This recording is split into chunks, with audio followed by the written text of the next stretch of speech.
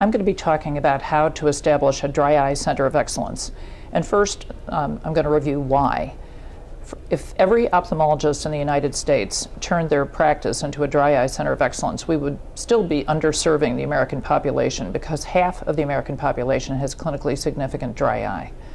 So that's number one. Number two, when you identify and treat dry eye, you not only improve the quality of life for patients, you improve your surgical outcomes. Untreated dry eye can lead to IOL power miscalculations for cataract surgery. It can lead to very unhappy post-op patients after multifocal intraocular lens implantation.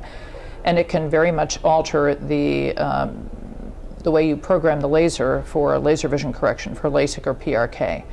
So, if you tell a patient before they have surgery that they have dry eye, it's their problem. If you tell them after the surgery, it's your problem as the surgeon. So it's important for that reason as well.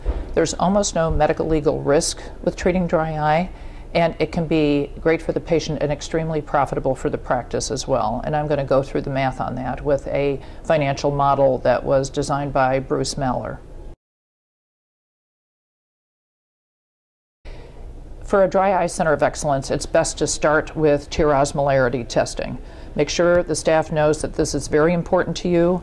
If you give the patients a short questionnaire as they sign in, and if they tick off even one of the symptoms, then according to Corcoran Consulting and others, it is legitimate to proceed with a tear osmolarity test even before the doctor enters the room. It takes just a fraction of a second, really, for the technicians to get 50 nanoliters of tears from each eye, and about 30 seconds for the results to be known. And the doctor can come in and see the tear osmolarity test. It's an easy entry point also, because it's first the central mechanism for dry eye hyperosmolarity, and there is no commitment to equipment, only to the number of test cards. So it's an easy way to enter the field of dry eye testing. And then after that, as the profitability of the practice continues to grow, you can start to add other things, like the tear science technology, LipiView and LipiFlow, and the Keratograph 5M from Oculus, which has 5 different ways to analyze the tear film, and there are billable codes for some of those tests.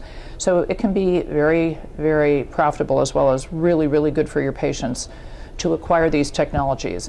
And if you want to expand even further and treat the entire ocular surface, you can get into doctor's allergy. You can start testing for environmental allergies, and that's also very good for patients and profitable for the practice.